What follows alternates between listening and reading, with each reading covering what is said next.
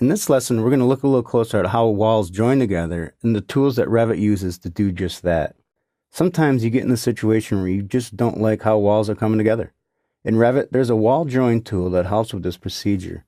The objective of this exercise is to create a couple more walls, then modify how they're joined together. Open the file you've been working on, or open the file called Chapter 3 and follow along. The first thing I want to do is draw a wall from this intersection perpendicular to here. What I want you to do is right-click on this horizontal corridor wall and go to Create Similar.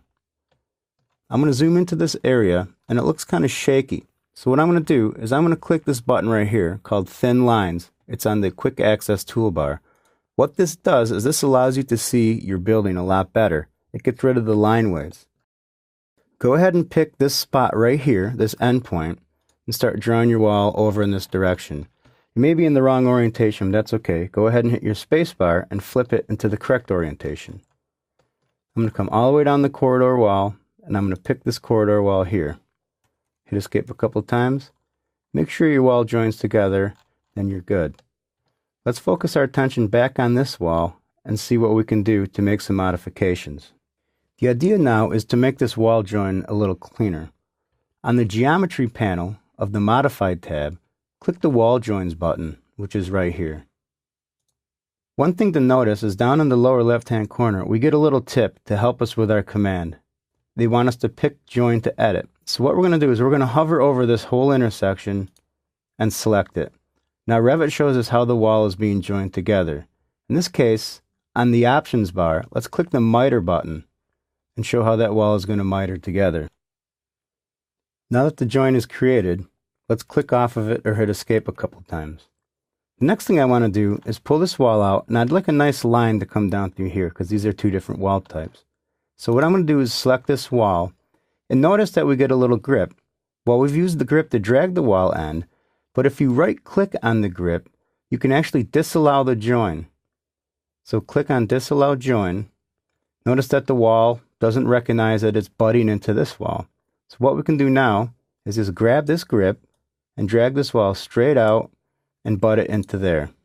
Now we have a nice clean area. The next procedure we're going to do is we're going to cut this gypsum out of the inside of this wall here. It's called editing the cut profile. The thing is, in a building, this is a chase wall. I don't think they're going to be putting gypsum inside of there. So let's pull it out. The first thing I want to do is disallow the join between the masonry wall and our exterior wall. Go ahead and select your masonry wall. Right click on this little grip and disallow the join. Let's pick on the grip and pull it into the face of the wall right there. Not this face, but this face. We're going to cut the gypsum back to this face. Now, to find the tool we need, let's go to the View tab. Now, on the Graphics panel, we have what's called Cut Profile, which is right here. If Revit asks you to save the project, go ahead and do it. It's always a good idea.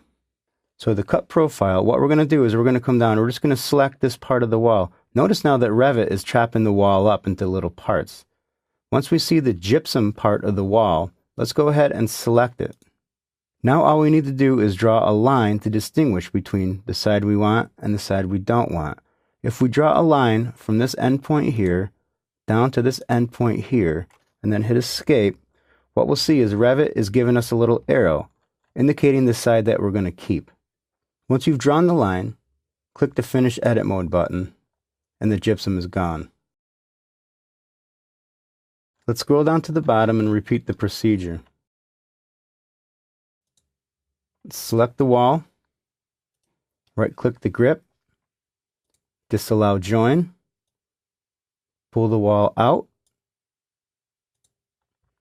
go to your View tab, click Cut Profile, select the gypsum, draw the line where you want to cut it, but this time the line's going in the wrong direction.